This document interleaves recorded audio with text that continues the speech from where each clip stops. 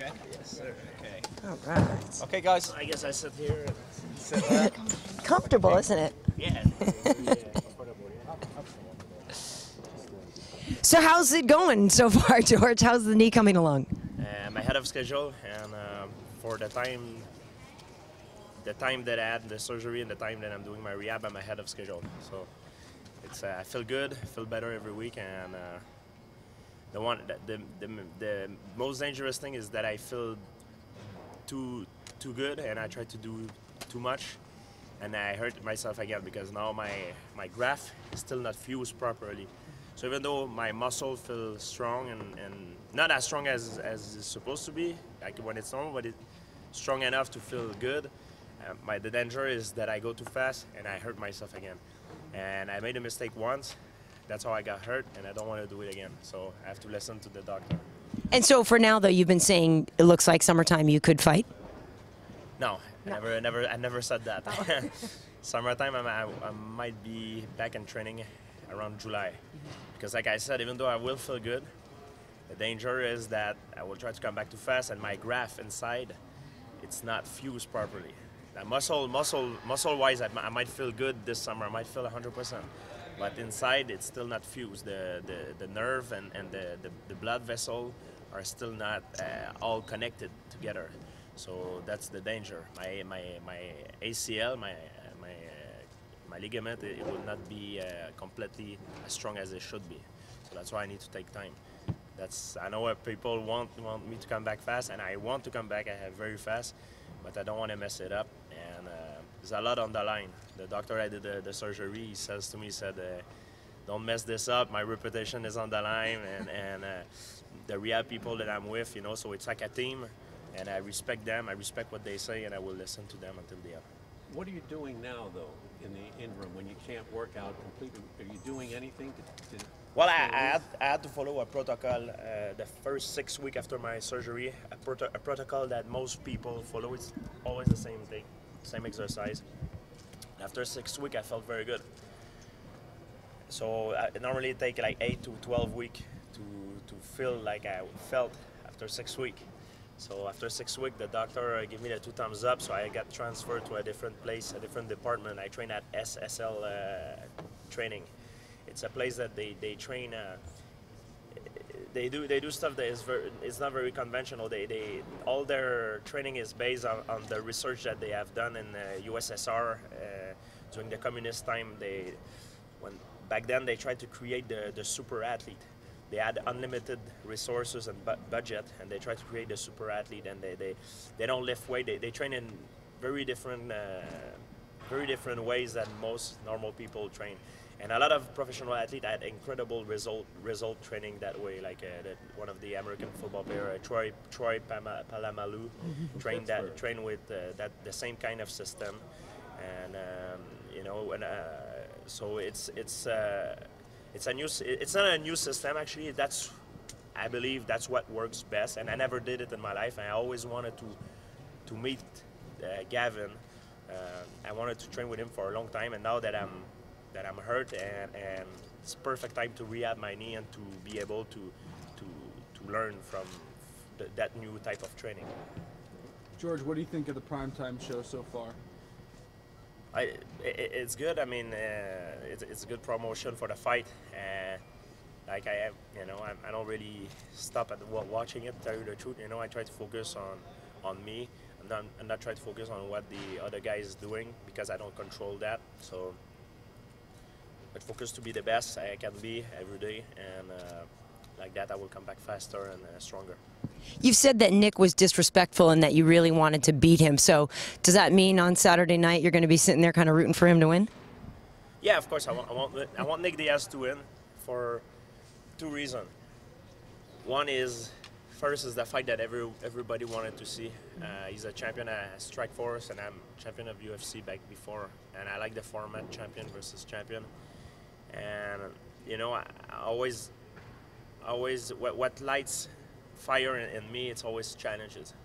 When I don't have challenge, I feel a little bit dead. I feel unmotivated. But when I have challenge, that's where I'm at my best. And also everything that you have says, a lot of it is him and his trainer has questioned my integrity in the sport. They said I was taking steroids and stuff like that publicly, and I always been fair. I never cheat in my life, and you know, it's something to promote a fight, but it's something else when you attack someone personally, and I don't think it's the right way to promote a fight. But it is what it is, and that's why it gives me more motivation to fight him. So I wish he will win. Mm-hmm. But whoever win, it's serious competition, you know. So I will train as hard as I can, and I will be the best I could be, and I will fight the winner of it. Well, he did say, actually, I interviewed him at UFC 141, and he did say actually that he knows that fighters get hurt all the time, and that he does understand that, and that he actually didn't think that, you know, you were ducking him. He believes you were hurt because he gets hurt too. So I think maybe what he said before, maybe I don't know, was in the heat of the moment, but regardless of what he says now, you still feel like you need to put him in his place? Nick is not crazy. Nick is a very, very smart guy. People, they're like, oh, Nick is crazy. That's a persona that he has to intimidate people. You know, it's like a guy at school, a bully. You know, that remember people that used to bully me before. They tried to make me believe they're ready to kill people, and that's not true. He's a very, very clever guy. He's a very smart guy. He's very smart at what he does. You know, and one of the reasons that he's where he is in his life, he's very successful, is because he's very smart. So I don't buy this thing that, oh, he's crazy, you know, and I don't buy it. He's not crazy. He's a very, very smart guy. And the way he portrays himself sometimes is not the same as who he truly is. I don't believe Nick Diaz is a bad human being. That's not what I said. Through my eyes, he's very disrespectful because I'm gonna fight him. You know, it's not. He has the need to hate his opponent to fight him. For me, there is nothing personal into a fight. I don't need to hate my opponent to fight him. Of course, if there is a little bit of fire between the both of us, it gives me a drive. So the only thing he did by lightning, he just light more fire in me, and that's where I'm at my best. When I fight a nice guy, I don't have the same drive that I have when someone you know, put me like I'm against the hedge, for example, like Koscheck, Matt Serra, Josh Koscheck, BJ Penn. I never perform as well in my career when I fought a guy that is, you know, that questioned my integrity. George, you said at UFC 137 you felt like every time you saw Nick, he wanted to fight you on sight. What incidents led you to believe that? That's not true. That I don't believe he want to fight me. He want to make me believe that he want to fight me, but he doesn't want to fight me. People think he want to fight me. That's what he look like. But I believe he's a very clever guy. He does that to intimidate me. But I'm not afraid of Nick Diaz. And if I see him somewhere, and I have to go somewhere and I have to pass by the same area, of course I'm not gonna try to pass close to him. You know, I don't like confrontation. You know, but you can be sure that if something happened and I'm close and I'm in a way that I have no way out, and he comes up to me and I feel my safety, my well-being jeopardized, I will swing for the fence. And this is a normal reaction to a human being it's self-defense. But I do not believe Nick Diaz want to fight me, especially not before a fight. Before he was fighting BJ Penn, he want to try to intimidate me. Maybe he thinks he does because I try to avoid, because I don't like. The reason why I don't like, even the guy is 3 foot tall. I don't. He's in a wheelchair. I don't care if he. I just don't like confrontation. So if I can avoid a confrontation, I will avoid it against whoever it is. Being one of the signature fighters of the UFC, do you feel a certain responsibility, though, to conduct yourself in a certain way and others don't? Exactly that. People they misunderstand sometimes, because I stand for something bigger than myself. What I mean by that is I want to be a role model. I know there's a lot of people looking up to me, and it's not because I'm nice to people. They take my kindness for weakness. Believe me, I have a lot of demon in my head, and people has no idea how dark I am in my head. But I keep everything inside, and I don't want to show it because that's not my line of conduct. And the way it comes out, it's in the fight. When I fight, I'm able to release it, and when I'm training, I'm able to release it. but I have something that I stand for, and I don't want to act like, I don't want to have a bad image, and I want to show a good I want to be a good role model for, especially for kids that look up to me.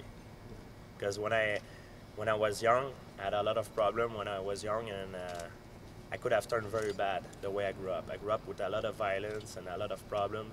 And I remember the guy that I look up to at the time was Wayne Gretzky. Wayne Gretzky was a perfect role model, always well-spoken, very humble. And I was looking up to him a lot, and I wanted to be like him. So that's how I become like this. I want to do the same thing for a kid that is looking up to someone and want to be like him. So does that mean it's a little bit of an effort to keep it in control and to? It is very hard. It is very hard. You know, that's what you deserve. You know, that it's very hard. If I would go and answer back to Nick Diaz and say F word and this and that, of course I want to do it. Like, there is nobody, you know what I mean? I want to answer back. I would like, you know, to, you know, but it's not. Like I said, I stand for something bigger than myself, you know, even though I want to do it, but I have a line of conduct, and I want to respect that. Because you don't want to recreate what was happening to you when you were a kid. Exactly. I don't want, and I want to be able to help people as well in a way. If Wayne Gretzky back then, after a hockey game, if someone give him a body check, like, I'm sure it happened sometimes, he was angry. He was like, he took the money, he would have said, oh yeah, next time I will kill him. Like, I would have looked at this, and I would be like, oh, if Wayne Gretzky do it, I'm gonna do it as well. So I will, you know, I will try to mimic him the way he act. But he never did it. He always stay humble and a nice guy. And I want to do the same thing. Of course, sometimes I'm mad, and I get a lot of demon in my head, but I don't show it. So I know you've been in LA for a while. While you've been there, even though you can't fully train, have you seen Freddie Roach? Have you been at least doing some things at all physically? I can't box right now because it's the twisting motion, and like I said, my ligament is not fused together properly yet to start that.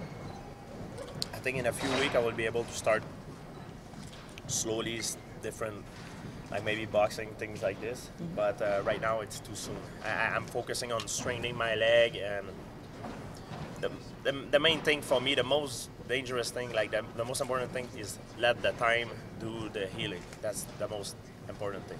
So how do you stay sane though? Are you still a gym rat? Do you go still hang out in the gym and watch what people are doing? Or? I hang out with Freddie every week. I learn from him just by talking to him, see how his boxer get ready for fights. There is guys sparring there, they fight for a world title. It's good for my eyes to see. When I go back in Montreal, I go hang out in the gym, see the guys train, and you know, you can learn a lot of stuff. I've been writing down a lot of stuff that I think it will make my training more efficient, and it will make me a better martial artist. One of the main things that I've learned from in this whole story is more is not always better. Smarter is better. And when I come back training, I will have a totally new mentality. And I used to say all the time, oh, I'll sleep when I die. This is probably one of the most stupidest thing I ever said, and I realize now why. And I will never make the same mistake twice. Because the thing that I've learned too, you can be overtrained. Overtraining is not only muscular, and that's what happened to me.